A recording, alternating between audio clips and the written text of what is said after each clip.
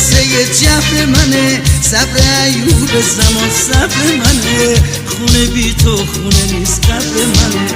بیا تا روزای خوبم بیا، دست من گرمیه دستاتو میخواد، قهر تو جونم آتیش میزنه.